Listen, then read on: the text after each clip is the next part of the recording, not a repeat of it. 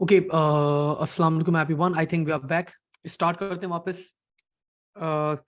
Before we start, एक question आया हुआ है बच्चों हमारे पास। That question is, sir by val और बाय रेफ में क्या मतलब, ये क्या है? तो बेटा, बाय वेल और बाय रेफ ना, एक आपके पास जो पैरामीटर्स होते हैं फंक्शन एंड प्रोसीजर्स के, तो वहां पे either the function can be by the parameter can be by well, या फिर वो आपका पैरामीटर कैन बी बाय रेफ। लेकिन ये आप लोग के सिलेबस का पार्ट नहीं है। ये ए लेवल्स में पढ़ेंगे, आप लोग A1 में पढ़ेंगे, but not in O levels. ठीक है, तभी मैंने जब भी आप लोगों को पैरामीटर्स पढ़ाए तो I just use the word parameter. I never use the word by well या बाय रेफ का वर्ड मैंने इसलिए यूज नहीं करा। ठीक है, तो आप लोग के सिलेबस का पार्ट नहीं है ये चीज। हाँ, अगर आप लोग ए लेवल्स करेंगे तो फिर आप लोग वो काम करेंगे। अच्छा, सॉरी, गलती से दे दिया होगा मैंने कॉपी पेस्ट में, वो नहीं होगा। ठीक है, सेशन 1 की रिकॉर्डिंग अशारफ बोलने के शेयर कर देगा। श्योर बेटा, आई विल सारी रिकॉर्डिंग्स रात में हम लोग शेयर कर लेंगे। ठीक है, ओके जी। अब बच्चों स्टार्ट करते हैं यहाँ पे with the question of AI. Artificial intelligence के क्वेश्चन से स्टार्ट करते हैं यहाँ पे, और वन बाय वन अगेन सारे क्वेश्चन हम लोग परफॉर्म करेंगे इस वाले सेशन के अंदर। ये सेशन के अंदर ये हम लोग अपने एक्सपेक्टेड क्वेश्चंस कंप्लीट कर लेंगे सारे। इन द नेक्स्ट सेशन, इसके बाद वाला सेशन जो होगा उसके अंदर मैं आप लोग को एक मॉक एग्जाम, एक प्रॉपर पूरा पेपर, एक आप लोग को एक्सपेक्टेड पेपर आप लोग को पूरा सॉल्व करवाऊंगा। ठीक है, तो आप लोगों को और अच्छा आइडिया होगा कि किस टाइप का क्वेश्चन आपके पास एग्जाम में आ सकता है। Let's start. अच्छा, बिफोर अब हम लोग स्टार्ट कर लें तो आप लोग अपने फ्रेंड्स वगैरह को भी बता सकते हैं, जैसे हाशिर बता रहे थे कि तो जो वर्कशॉप होगी हमारी पेपर 2 की। यस बिलाल, मैं यूट्यूब पे अपलोड करूंगा, आपके ग्रुप के ऊपर भी शेयर कर दूंगा सारी रिकॉर्डिंग्स वगैरह, सेशन 1 की भी और ये वाली भी।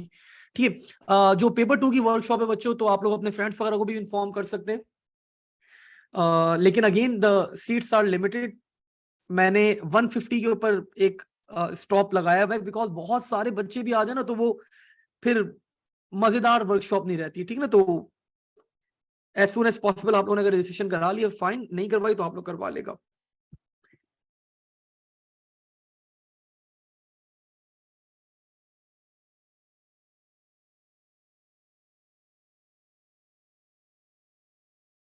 ओके जी, तो बच्चों पहले आप लोग को एक डायग्राम दे दी गई है, एंड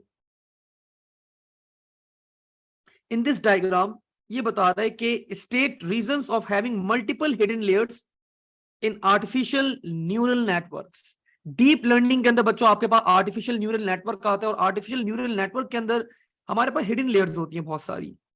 तो ये आपसे रिक्वेस्ट कर रहा है कि मल्टीपल हिडन लेयर्स का फायदा क्या होता है। तो बच्चों, the main benefit of this hidden layers is this enables the deep learning process। तो ये डीप लर्निंग बच्चों आपकी जो प्रोसेस है उसको क्या करता है, अनेबल करता है। बोले बच्चों, how artificial neural networks enable machine learning. तो आर्टिफिशियल न्यूरल नेटवर्क्स हम लोग किस तरह यूज कर सकते हैं, हमें किस तरह ये हेल्प कर सकते हैं in the form of machine learning. तो मशीन लर्निंग के अंदर बच्चों हम लोग यहाँ पे थोड़ा सा बातें कर देते हैं। दे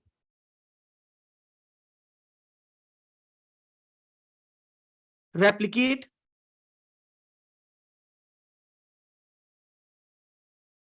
the way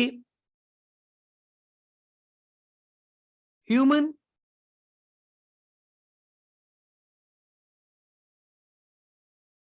brains work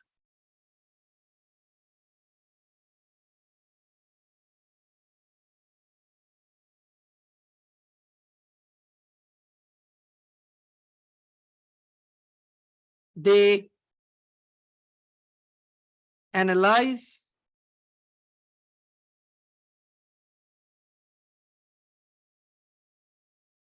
input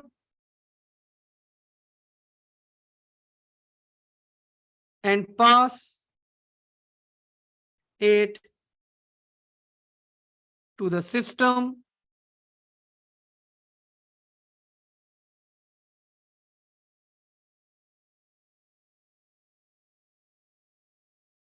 The process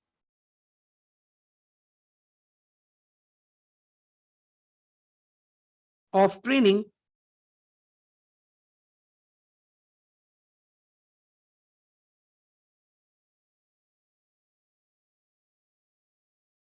is carried out before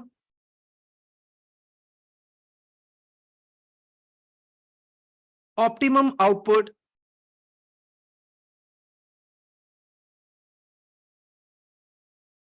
is received.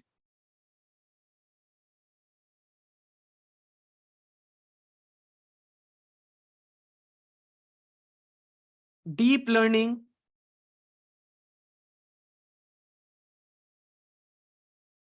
produces complex answers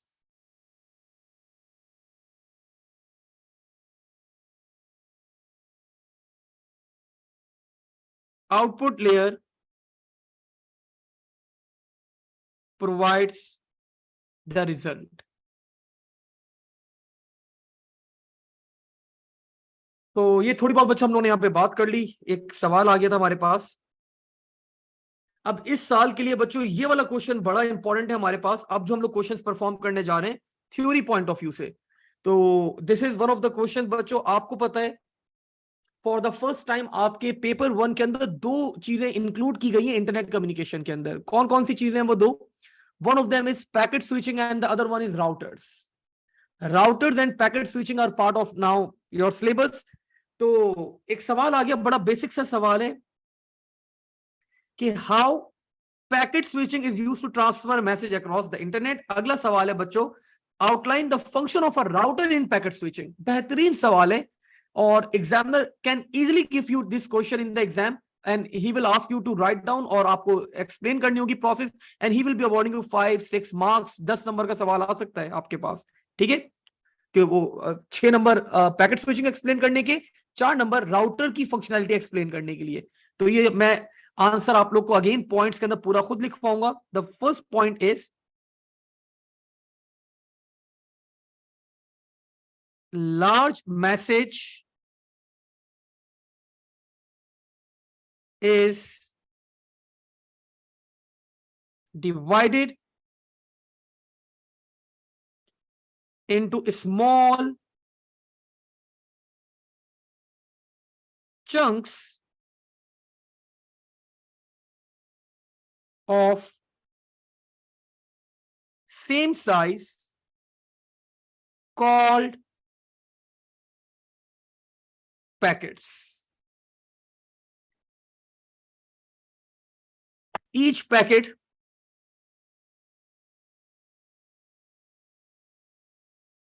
having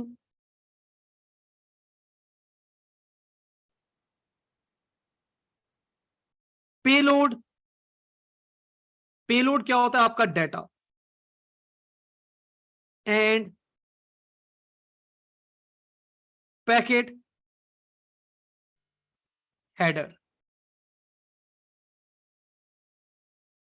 packet का जो हेडर होता है बच्चों हमारे पास, packet header, again this is very important, ये इंपॉर्टेंट सवाल है। पैकेट हेडर ये कुछ ना कुछ घुमा फिरा के आपको सवाल जरूर देगा पैकेट स्विचिंग का। Packet header contain source and destination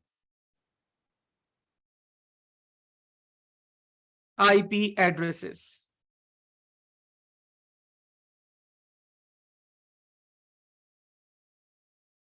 Also hold packet sequence number.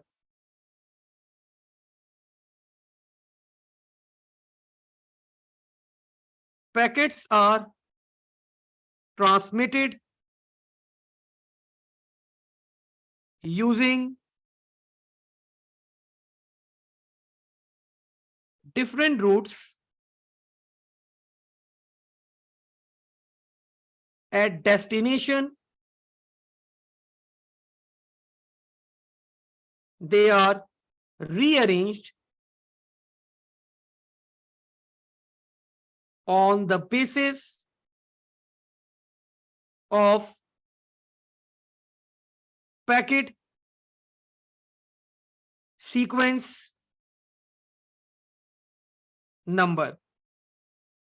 If any missing packet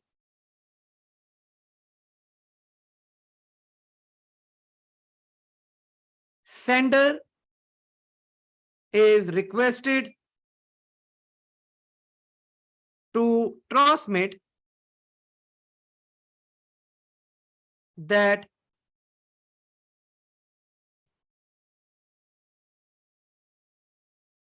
particular packet again. तो दिस वाज ऑल अबाउट बच्चों पैकेट स्विचिंग किस तरह काम करती है, मैंने एक्सप्लेन कर दिया। डाटा को ब्रेक करा, आपने अपने मैसेज को ब्रेक करा स्मॉल चंक्स के अंदर, सेम साइज के, दे आर कॉल्ड पैकेट्स। हर पैकेट के पास दो चीजें हैं, पेलोड और हेडर। हेडर कंटेन करता है आपके पास सोर्स और डेस्टिनेशन का आईपी एड्रेसेस, और ये पैकेट सीक्वेंस नंबर भी होल्ड करता है। आप पैकेट्स को ट्रांसमिट कर देते हैं बच्चों using the different routes. At destination they are rearranged on the basis of their packet sequence number, और जब वो रीअरेंज करते हैं आप लोग, अगर कोई मिसिंग पैकेट है तो सेंडर से रिक्वेस्ट की जाती है कि वो पर्टिकुलर मैसेज पैकेट वापस से क्या कर दे, रीसेंड कर दे। दैट्स इट, ठीक है। अब बच्चों functionality of a router in packet switching, कि राउटर किस तरह का अपना फंक्शनैलिटी अपना करता है इन पैकेट स्विचिंग, तो हमें ये बात भी पता होनी चाहिए। तो the functionality of the router is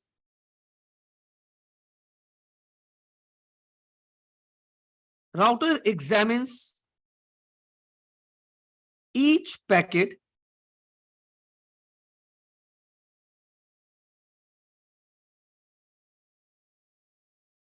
read destination IP address, destination IP address बच्चों रीड करता है, chooses the best possible path for each packet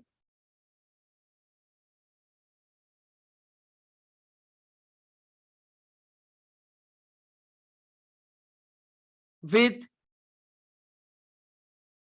the help of routing table. All packets are independent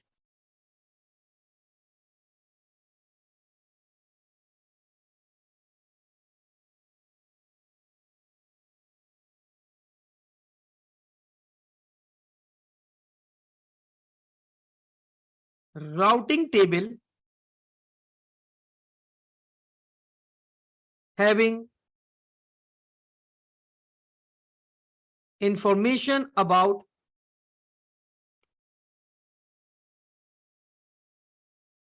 the network routes. कौन से रास्ते में traffic है, कौन से रास्ते में ट्रैफिक नहीं है, ये सब इंफॉर्मेशन बच्चों राउटिंग टेबल में होती है। तो राउटर क्या करता है, हर पैकेट के लिए बेस्ट पॉसिबल पाथ चूज करेगा। तो यह बात आप लोग को माइंड में होनी चाहिए भाई, कि router has the capacity, router has the ability to choose the best path for every packet. Moving forward, बेहतरीन सवाल। अगेन पहले आप लोग के सिलेबस में बच्चों इंटरप्ट्स थे, बिल्कुल थे, सवाल आते थे, लेकिन अब जो इंटरप्ट आए ना आपके सिलेबस के अंदर, they are different. Sir different कैसे? अब जो इंटरप्ट हैं बच्चों आप लोग के सिलेबस के अंदर, आपके एग्जामिनर ने रिक्वेस्ट की है कि आप लोग को हार्डवेयर और सॉफ्टवेयर इंटरप्ट के बारे में पता होना चाहिए। आ गया सवाल, बोला भाई प्रोसेसर जो है इंटरप्ट को हैंडल करता है फैच एग्जीक्यूट साइकिल के अंदर। Give one example of hardware interrupt, one example of software interrupt. अगर अब सोचें, अगर पेपर में अगर आप लोग के सवाल आ जाता, आप लोग क्या करते?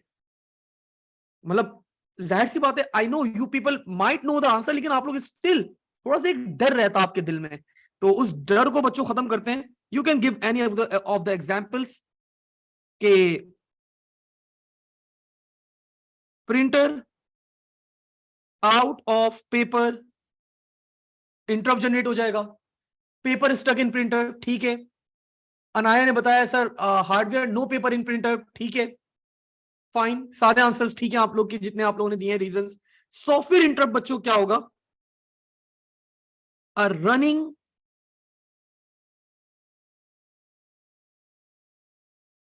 Programme requires user input. User input चाहिए, सॉफ्टवेयर इंटरप्ट हो गया। कोई रन टाइम एरर आ जाए बच्चों आपके पास, रन टाइम सॉफ्टवेयर एरर आ जाए आपके पास, लाइक डिवाइड कर दिया आप लोगों ने जीरो के साथ, तो आपको पता है इंफिनिटी आ जाता है, तो इस टाइप के errors are called software errors. Yes Umesh, divide by zero is a software error, ठीक है। मुबशिर बता रहे ओवर क्लॉकिंग, ठीक है, लिख सकते हो आप वो ये सब चीजें, ठीक है ना। तो सॉफ्टवेयर के अंदर और भी आप लिख सकते हैं, आपका सॉफ्टवेयर जो है वो क्रैश कर जाए, फॉरन इंटरप्ट आएगा, ठीक है। आपके पास आप कोई विंडो क्लोज करते हैं, यूजर का इनपुट रिक्वायर्ड होता है, do you want to close all the windows together, software interrupt, ठीक है। तो ये सब इंटरप्ट्स हैं आपके पास, they all are software based interrupts. Light चली गई अब्दुल्ला, बिल्कुल ठीक है, लाइट चली गई बच्चों इज ऑल्सो सॉफ्टवेयर एरर, ठीक है, याद रखिएगा, ये हार्डवेयर एरर नहीं है, ये भी एक इंटरप्ट होता है। This is the most prioritize interrupt, सबसे ज्यादा प्रायोरिटी इसी इंटरप्ट को दी जाती है, लाइट चली गई, ठीक है। अच्छा जी, explain how processor handles the interrupt, 5 number का सवाल है बच्चों। अपने वही मैं आप लोगों को पहले बताया, आप लोग इसको थोड़ा सा एक्सटेंड कर लेगा, मैं टू द पॉइंट बात लिख रहा हूं। At the end of fetch execute cycle, processor check for an interrupt. If generated previous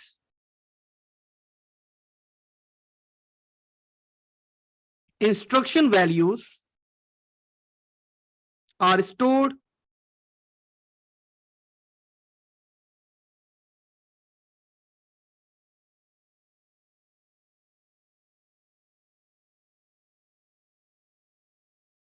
temporary in memory,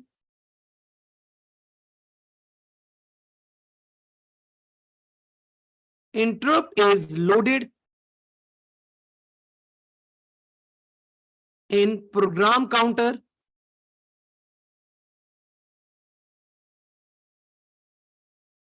with the help of ISR, interrupt service routine. Interrupt is executed after executing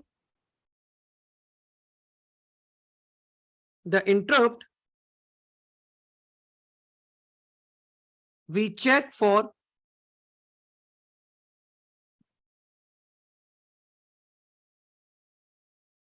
further interrupts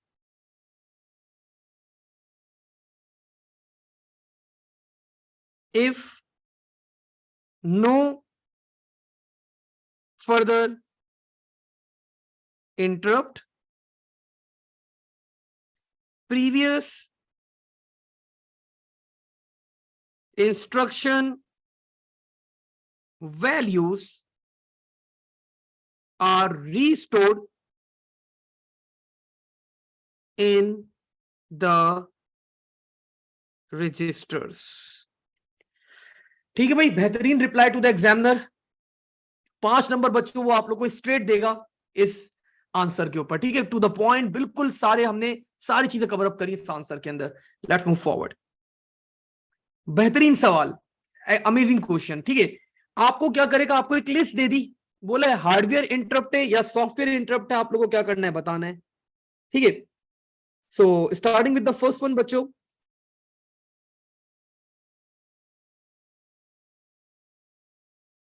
starting with the first one, buffer full software या फिर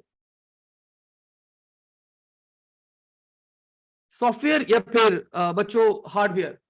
तो buffer full is a software based interrupt. Printer out of paper, hardware. User presses a key, hardware. Division by zero, software.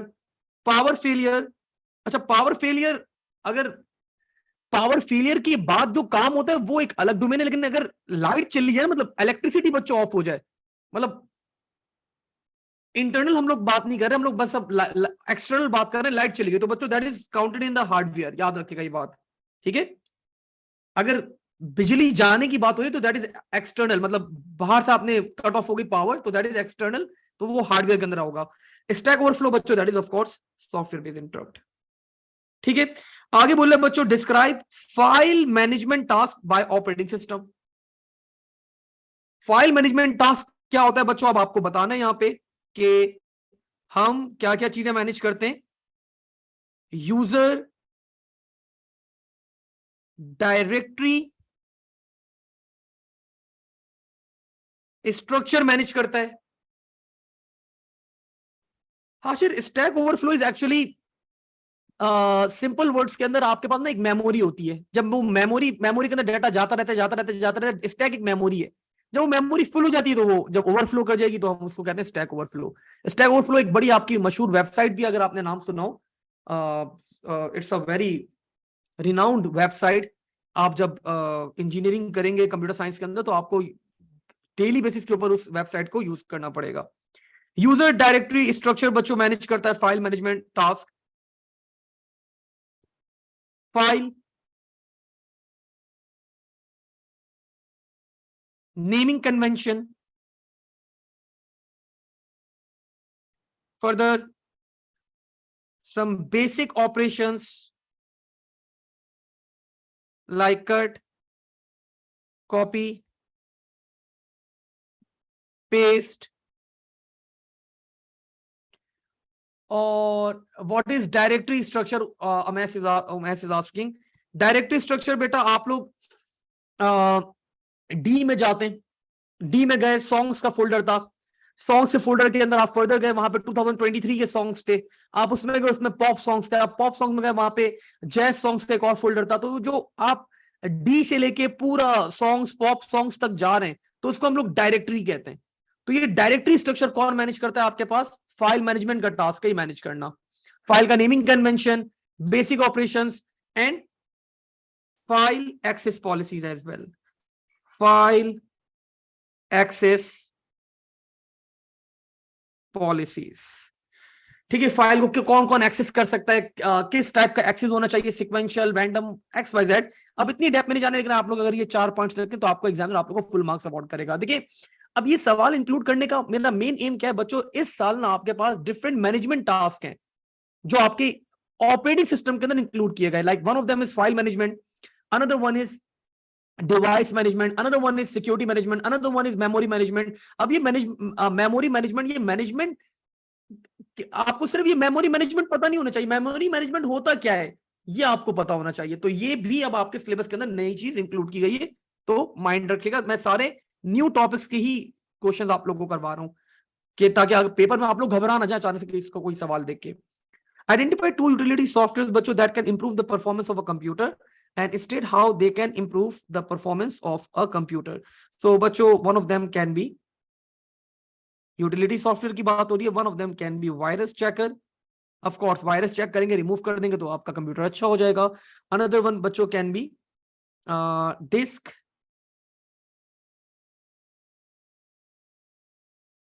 Repair utility. Disk repair utility से बच्चों फायदा क्या होगा आपके पास? Data can B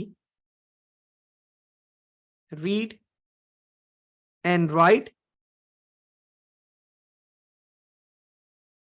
in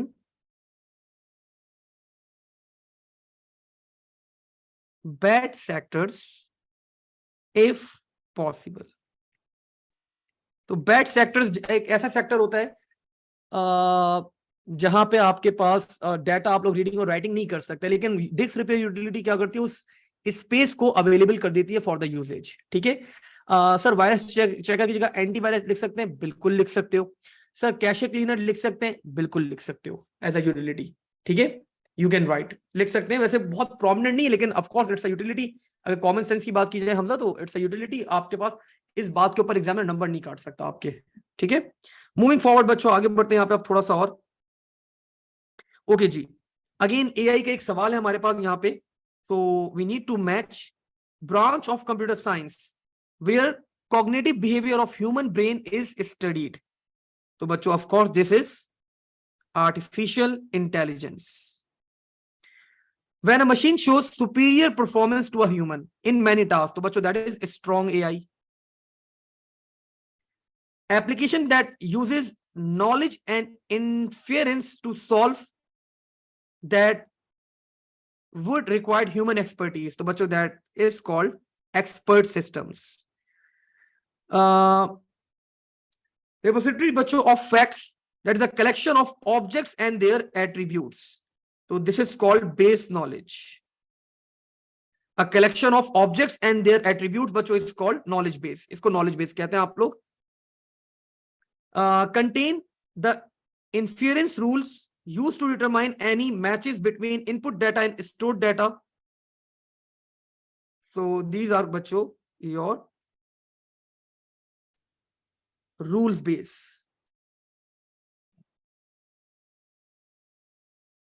Further,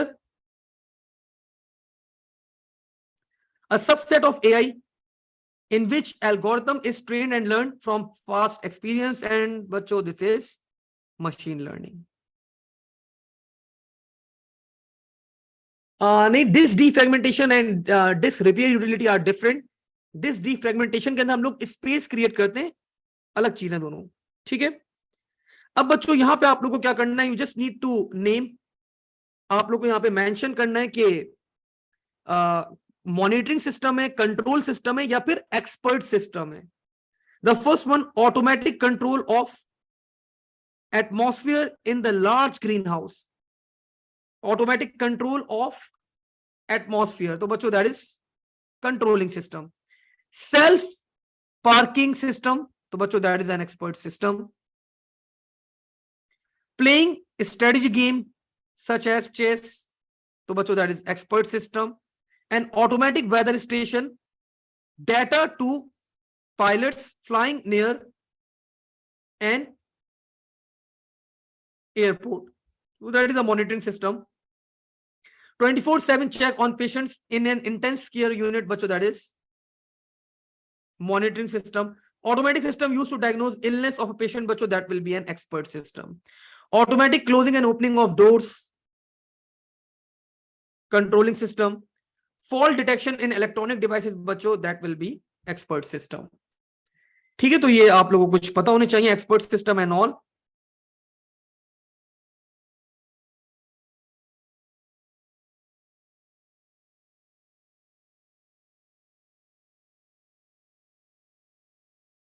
okay जी, last सवाल से स्टार्ट कर रहा हूं, बैकवर्ड जाते हैं ताकि जल्दी जल्दी हम लोग खत्म करें अपना। अच्छा जी, अब ये बोल रहे हैं बच्चों, devices that can move from point A, devices and B without the need of manual input. तो आई थिंक बच्चों ऑटोमेटेड सिस्टम होंगे हैं हमारे पास, हमें कोई सिस्टम नहीं रिक्वायर्ड, कोई ऐसी डिवाइस जो ऑटोमेटिकली मूव करते रहे from point A to point B. A form of AI that is been developed to mimic human knowledge and expertise.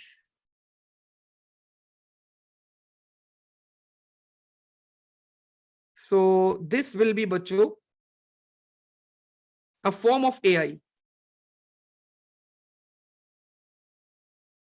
So this one will be most likely हमारे पास क्या होना चाहिए भाई, mimic human knowledge and expertise. तो expert system ही होना चाहिए हमारे पास ये.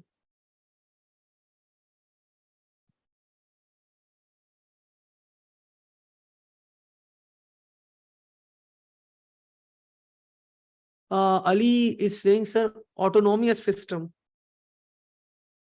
Autonomous हमारे पास ऑप्शन में ही नहीं है. अच्छा ऑटोनोमियस है हमारे पास. ऑटोनोमियस भी हो सकता है मतलब, लेकिन सिस्टम की डिवाइस की बात हो रही है तभी मैं ऑटोमेटिक सिस्टम के ऊपर मैंने टिक किया है. Robots that can room the internet, scanning website and categorising them for search purposes. तो बच्चों ये हमने डिस्कस किया था क्लास के अंदर, they are called web crawlers. Simulated intelligence in machines, building of machine capable बच्चों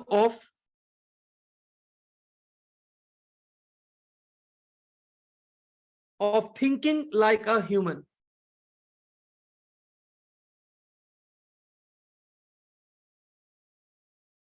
So this will be, इसको भी होल्ड करते हैं. दिस विल बी मेरे ख्याल से आर्टिफिशियल इंटेलिजेंस होना चाहिए. फैक्ट्स एंड एक्सपर्टीज बच्चों, collection of objects and their attributes. तो ये हमने डिस्कस किया था. This will be knowledge base.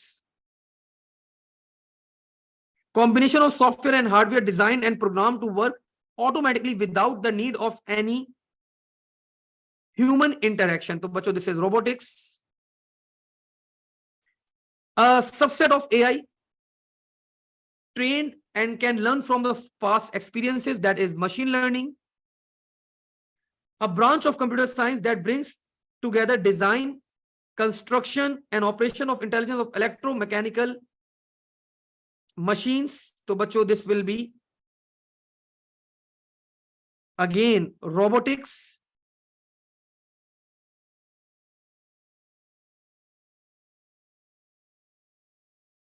And एक हमारे पास रह गया था simulated intelligence in machines, building of machine capable of thinking like a human. Machine की बात कर रहे हैं ये. तो बच्चों वी कैन गो विद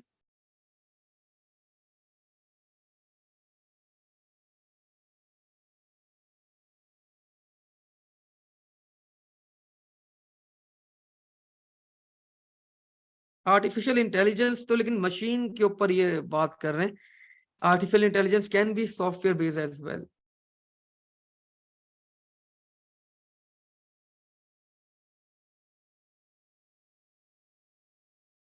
चलें खैर देखते हैं इसको भी. तो this was one of the question that we perform. इसका क्या होना चाहिए? Simulated intelligence in machines, building of machines capable of. Machine की बात हो रही है, चैटबॉट मशीन नहीं है, रूल बेस नहीं है, नॉलेज बेस नहीं है. ऑटोनॉमियस मशीन्स, ऑटोनॉमियस आपके पास ऑटोमेटिकली एक ऐसा सिस्टम जो काम करता रहे. चैटबॉट नहीं हो सकता, आर्टिफिशियल इंटेलिजेंस नहीं हो सकता, मशीन लर्निंग नहीं, ऑटोमेटेड सिस्टम इज पॉसिबल. तो बच्चों this will be automated system as well. ठीक है. नाउ जी मूविंग फॉरवर्ड, आगे बढ़ते हैं. यहां पे अब जरा अब एक आपके पास बच्चों अगेन मैचिंग का क्वेश्चन आ गया. Legitimate looking email send to users once the link is clicked. The legitimate looking email बच्चों फेक ईमेल, मतलब सिंपल वर्ड्स के अंदर the email is being fake. जब भी फेक ईमेल की बात की जाएगी तो आप लोग को पता है that is called fishing.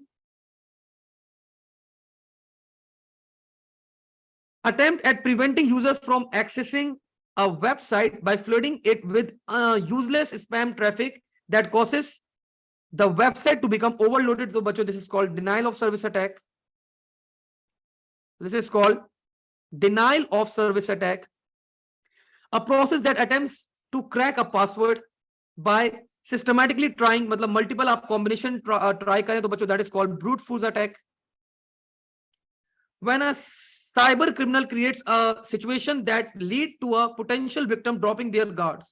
But this is called social engineering. Malicious code installed or that redirects to a fake website, तो बच्चों this is called farming. Program code that replicates, that is a virus. Malware that self replicate बच्चों, तो that is a worm. Act of gaining illegal access, तो बच्चों this is hacking. ठीक है, तो ये सारे पॉइंट्स भी आप लोग को पता होने चाहिए. नाउ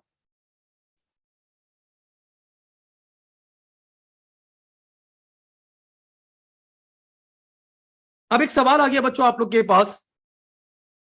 डिजिटल करेंसी से क्वेश्चन है ये, न्यू टॉपिक है again. All digital currency system uses block chaining, तो बच्चों दिस इज फॉल्स. सब यूज नहीं करते भाई. ठीक है. Block chaining uses a decentralised database. True.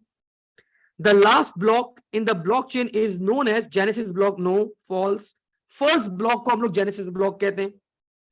New hash value are only generated when data is altered. No, false. जब data alter नहीं, जब नया ब्लॉक ऐड किया जाता है तो जब आपके पास बच्चों क्या होता है, न्यू हैश वैल्यू जनरेट होती है. Sir types of hacking in syllabus like ethical, unethical.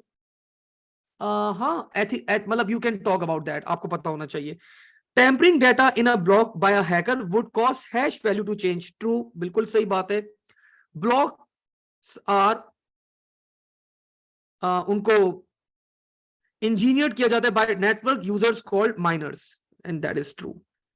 ठीक है, तो एक ब्लॉकचेन का क्वेश्चन था हमारे पास. यहां पे आगे बोल रहे बच्चों, जब whenever a new transaction in crypto currency takes place, a new block is created. Name 3 values that would be created for this new block.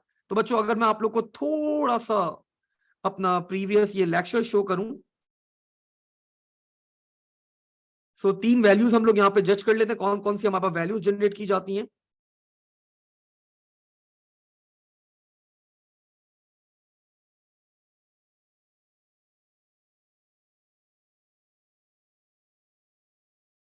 Here you go. So whenever a new block is being created, बच्चों 3 values कौन कौन सी हैं. Data, data में क्या क्या आ जाएगा, name of the sender, name of the receiver, amount of money. Hash, a unique value for each block, and previous block hash. तो ये 3 वैल्यूज बच्चों हमारे पास जनरेट हो जाती हैं. तो हमने नोट कर लिया. The 3 values that we have is data, hash and previous block hash. ठीक है. अब डाटा को आप लोग थोड़ा फर्दर एक्सप्लेन कर देगा, डाटा में क्या क्या चीजें होती हैं आप लोग यहाँ पे अपने वर्डिंग में बता सकते हो.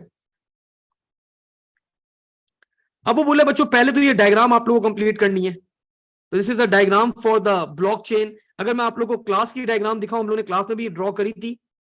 तो हर दूसरा ब्लॉक, ये आपका पहला ब्लॉक था, this is called genesis block.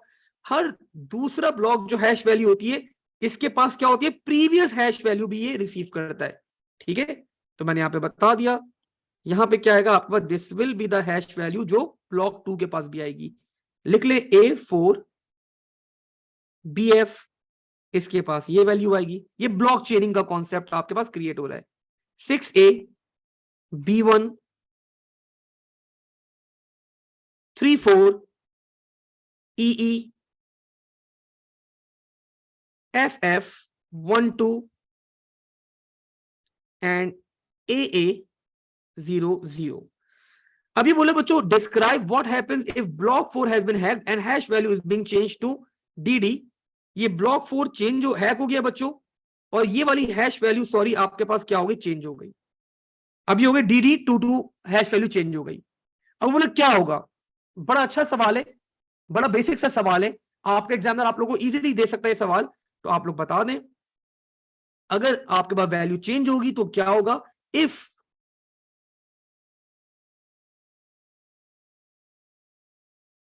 block 4 hash is hacked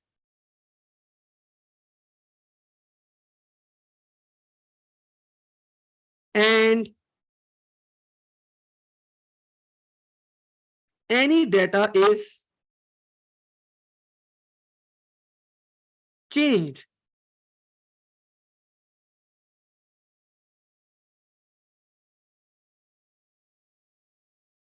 the hash value of the block will change. This will result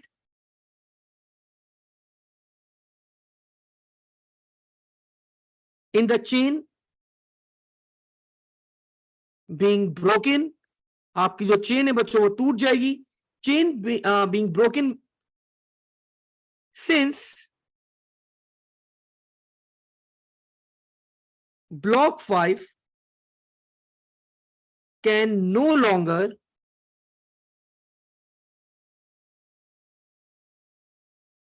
point to block 4.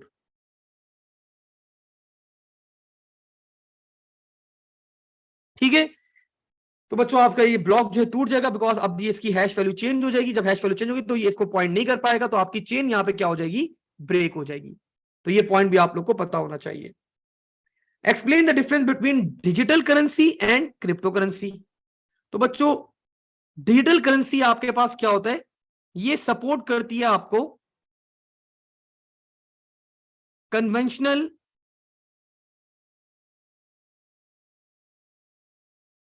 Banking को सपोर्ट करती है ये आपके पास. एंड क्रिप्टो करेंसी बच्चों आपके पास सपोर्ट करती है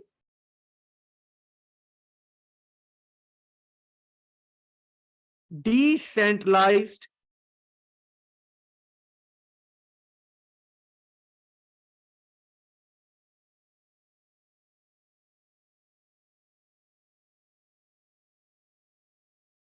सिस्टम को बच्चों ये सपोर्ट करती है आपके पास. डिजिटल करेंसी के अंदर बच्चों government and bank controls and have knowledge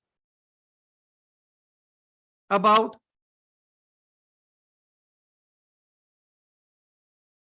the transactions. and over here बच्चों हमारे पास क्या होता है,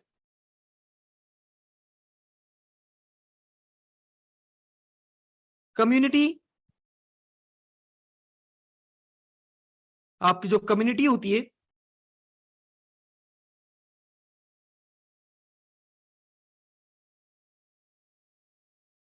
controls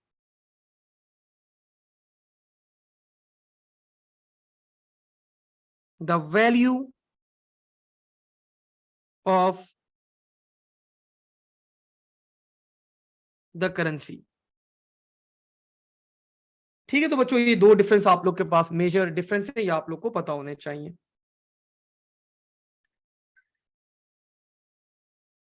अच्छा जी, अनदर क्वेश्चन बच्चों अबाउट आईडीई. नया टॉपिक है, ट्रांसलेटर के टॉपिक के अंदर ये आया है. आईडीई क्या होता है, this is integrated development environment.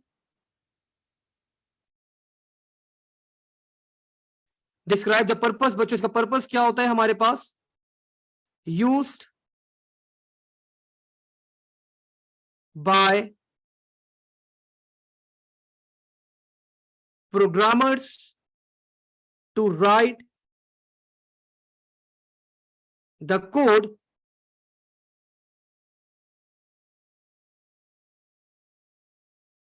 efficiently, having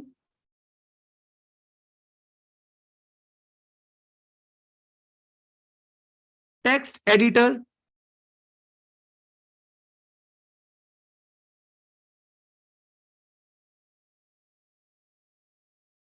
translators and multiple features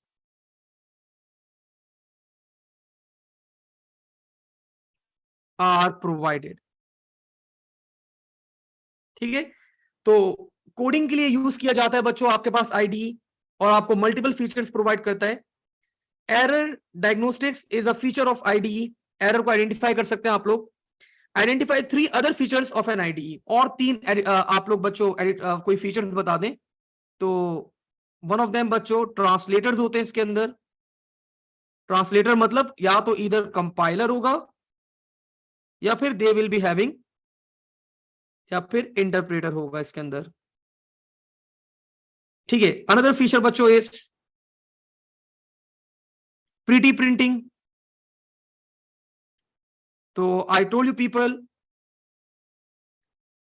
functions, keywords, variables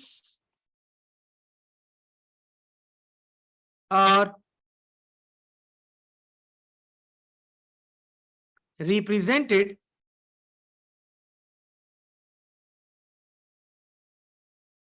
using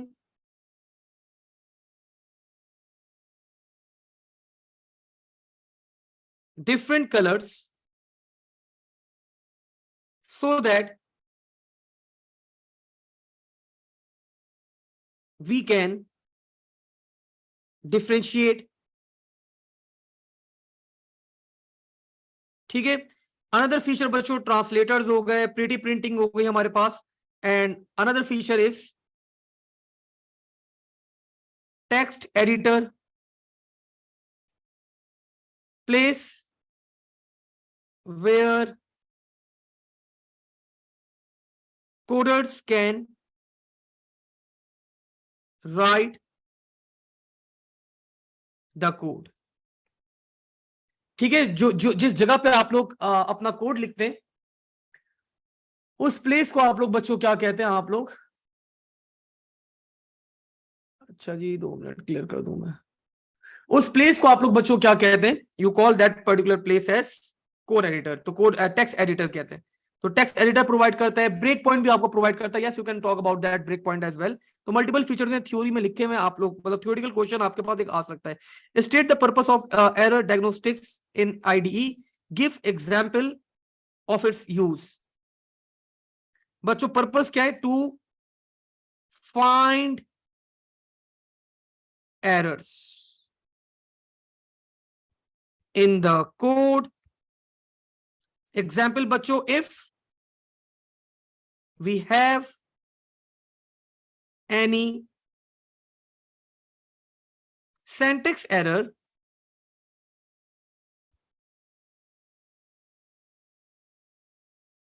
it's underlined with red colour. तो अगर कोई भी एरर आएगा बच्चों आपके, वो अंडरलाइन हो जाएगा रेड कलर से, तो हमें पता चल जाएगा भाई कि the code is having an error. ठीक है, तो हम लोग आइडेंटिफाई कर सकते हैं। तो आईडीई का भी एक क्वेश्चन आ सकता है।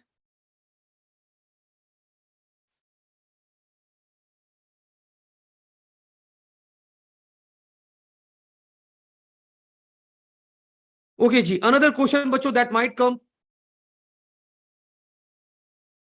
This will be about sensors.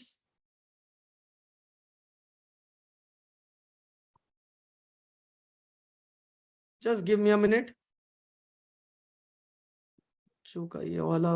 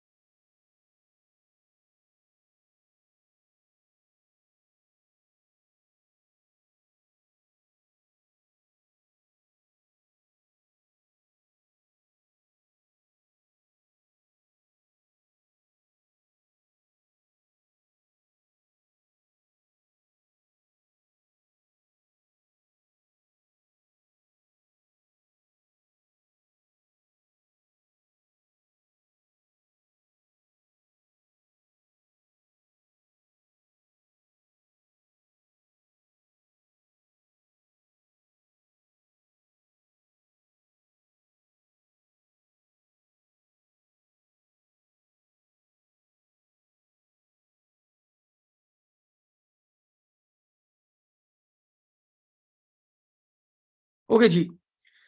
तो बच्चों monitor, control and monitor the amount of water in the soil. तो आई थिंक बच्चों we can go with moisture sensor used by a mobile phone to change between portrait and landscape. Anyone? यहां पे कौन सा sensor apply किया जाएगा? Monitor the amount of fuel, तो बच्चों वी कैन गो विद जी, anyone? Used by the mobile phone to change the portrait and landscape modes. बड़ा सिंपल है, आप लोग के सामने है आंसर। एनीवन एनीवन एनीवन, जल्दी से मैक चैट पे लिख के बता दें। नहीं नहीं, मैग्नेटिक फील्ड नहीं, level sensor. Thank you Areeb, we can go with level sensor over here. ठीक है, monitor the amount of fuel. तो यहां पे बच्चों हम लोग क्या कर सकते हैं, हम लोग मैग्नेटिक फील्ड सेंसर यूज कर सकते हैं अमाउंट ऑफ फ्यूल यूज करने के लिए। आई थिंक मैंने आप लोग को लिखवाया था कहीं पे, मुझे याद आ रहा है, मैंने एक पूरी लिस्ट बनाई थी आप लोग की। Here you go.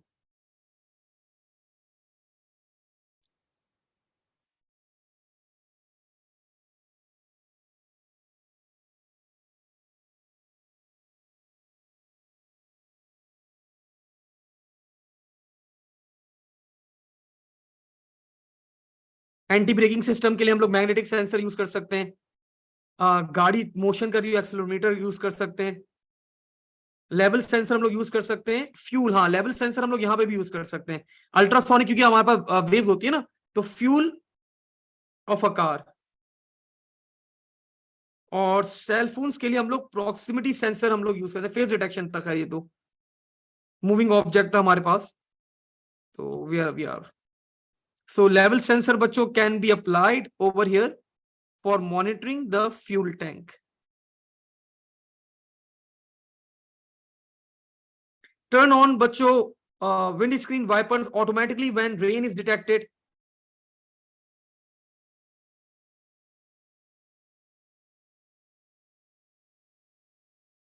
That is infrared sensor can be applied. Used for anti lock braking system बच्चों magnetic field sensor. Switch on headlights light sensor. Measure the weight of pressure sensor. Pick up the noise of breaking glass बच्चों acoustic sensor. ठीक है, name 3 types of sensors that could be used in detecting the intruders. तो बच्चों we can go with pressure sensor,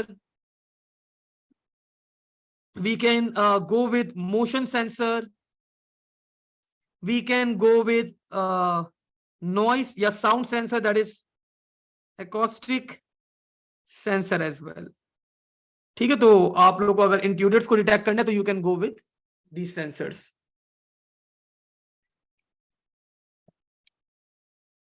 level sensor actually हमारे पास क्या करता है, हमारे पास ये एक लाइट थ्रो करता है ऑब्जेक्ट के ऊपर और फिर उससे रिफ्लेक्शन जो है वो मॉनिटर करके चेक करता है कि किस लेवल के ऊपर है, फिर उसको आपके पास एक वैल्यू जनरेट कर देता है वो, कि भाई इतना दूर है ऑब्जेक्ट मुझसे, ये इस एंगल के ऊपर है, इस स्टेज के ऊपर है ये। ठीक है हमजा, तो यहां से हमें पता चल जाता है कि भाई हमारे पास लेवल सेंसर के फ्यूल टैंक में कितनी जगह अवेलेबल है या नहीं है।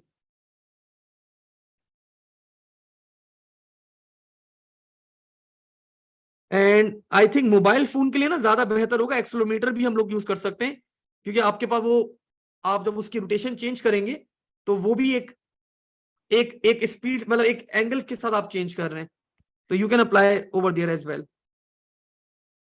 मोशन हो रही है ना, क्योंकि accelerometer sensor is actually motion sensor, तो आपकी मोशन जो है, मोबाइल फोन की मोशन अगर इस एंगल के अंदर आ गई तो we can apply motion sensor over here. खैर इतना चलता है, मतलब एक आध के ऊपर आपके पास आगे पीछे चलते हैं चीजें, एग्जामिनर एक्सेप्ट करता है सारे आंसर्स। एंड बच्चों स्टार्टिंग में मैंने आई थिंक ये क्वेश्चन छोड़ दिया था, that was on security. Here you go. So explain the difference between phishing and farming. तो phishing is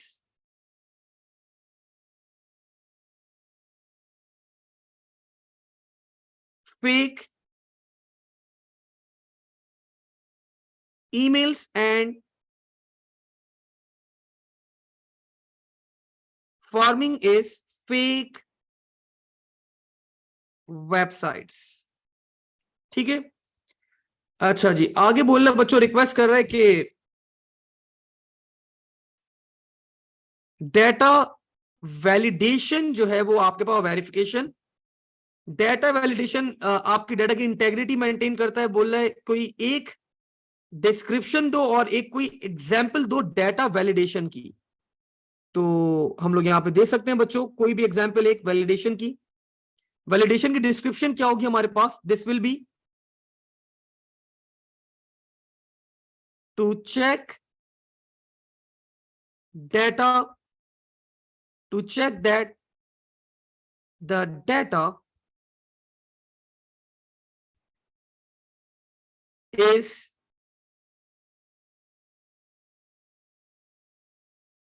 sensible। An example बच्चों कैन बी वैलिडेशन की, हमारे पास बहुत सारी वैलिडेशन हैं।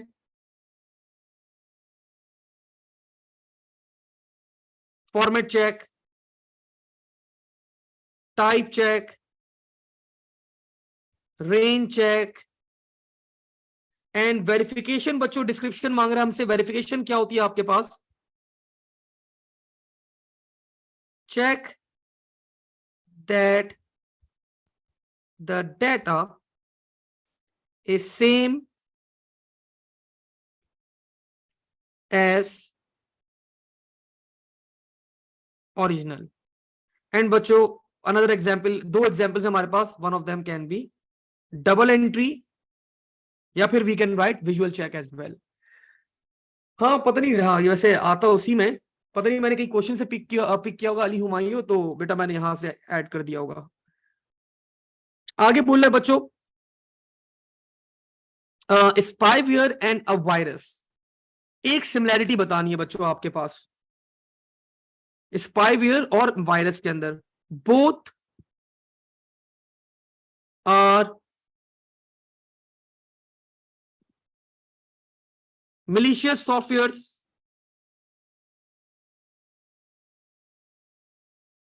both are installed without the consent of the user, both run in the background, both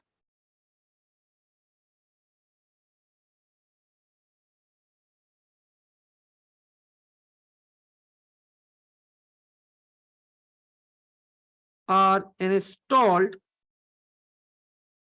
without users consent।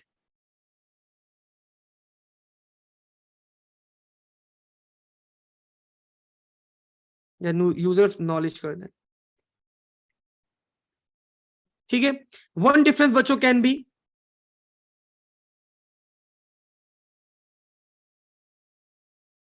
virus can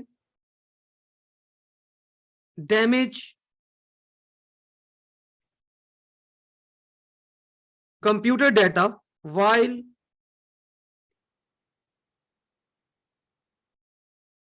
spyware only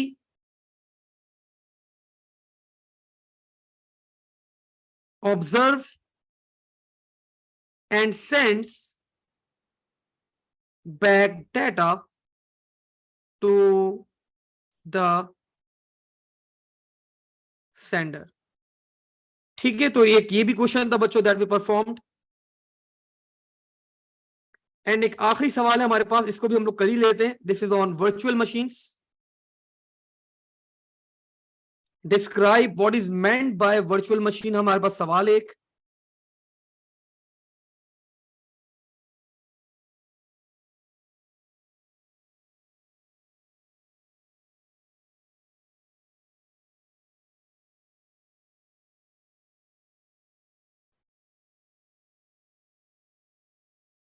तो अगर हमें वर्चुअल मशीन को बच्चों एक्सप्लेन करना है, virus can replicate itself, difference में आ सकता है? यस अली बेटा, बिल्कुल आ सकता है।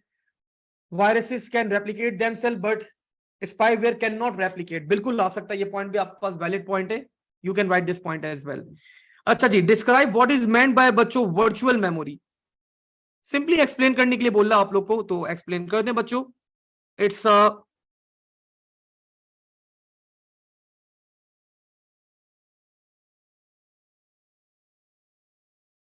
ये आपकी सेकेंडरी स्टोरेज होती है, secondary storage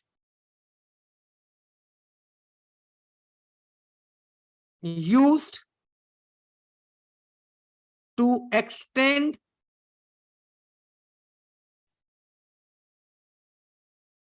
RAM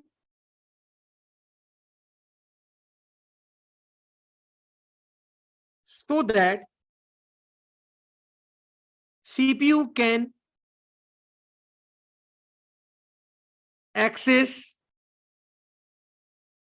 more memory space than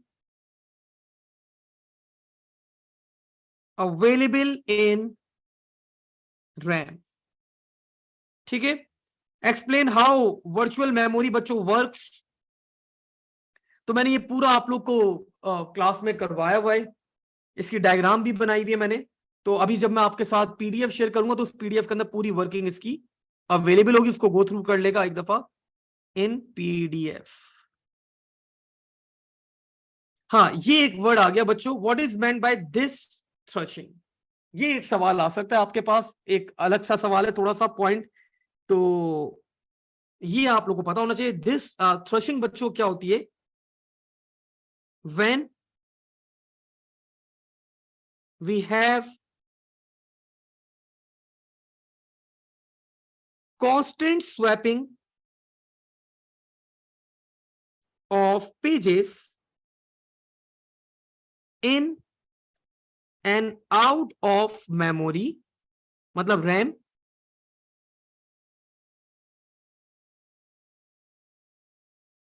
a point comes when CPU halts and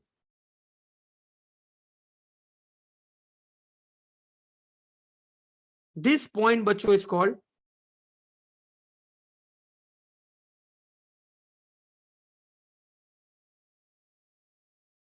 crush point and process is called disk thrashing। तो अगर आपके पास कांस्टेंट स्वैपिंग ऑफ पेजेस हो रहा है in and out of memory, तो एक वक्त आएगा बच्चों आपका कंप्यूटर जो है वो, आपका सीपीयू जो है वो बोलेगा भाई अब बस मैं स्वैप ही करता रहूं पेजेस। तो एक वक्त आता है वो बोलता है भाई बस अब मैं सिर्फ स्वैप ही कर रहा हूं पेजेस, तो एट दैट मोमेंट वो हॉल्ट हो जाता है, स्टॉप कर देता अपनी processing, and that particular point is called disk thrashing. ठीक है, सो दैट्स इट बच्चों, हम लोगों ने तकरीबन सारे क्वेश्चंस यहाँ पे सॉल्व करे, expected question from the new topic. अच्छा, अब मैं आप लोग के साथ ना एक पीडीएफ शेयर करूंगा।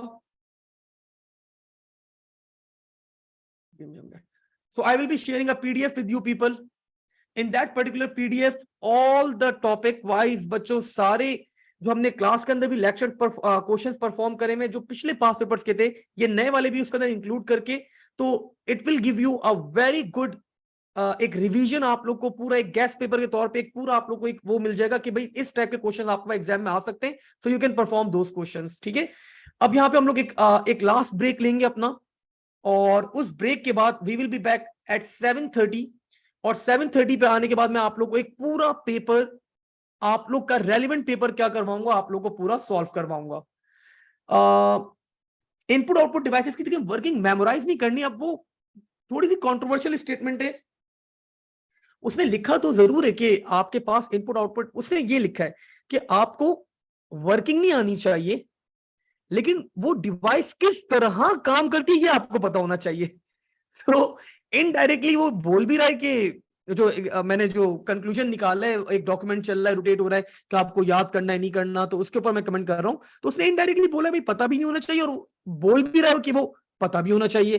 तो भाई just go through the PDF जो मैंने शेयर करी है आपके पास इनपुट आउटपुट डिवाइसेस की, तो आपको एक अच्छा माइंड में आपके चीज पता होनी चाहिए कि हर डिवाइस काम किस तरह करिए। मेमोराइज नहीं करेगा, लेकिन आपको उसकी बेसिक वर्किंग मैकेनिज्म पता होना चाहिए।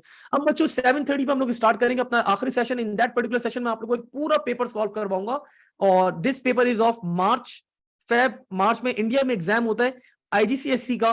तो 2023 में अभी रिसेंटली हुआ 75 मार्क्स का वो एग्जाम था।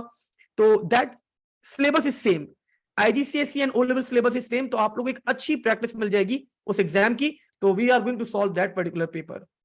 ठीक है अब्दुल्ला, इनपुट आउटपुट डिवाइसेस के अंदर जो मैंने पीडीएफ शेयर करी है उसको एक दफा गो थ्रू जरूर कर लेगा। ये बस सिंपल सा कंक्लूजन है।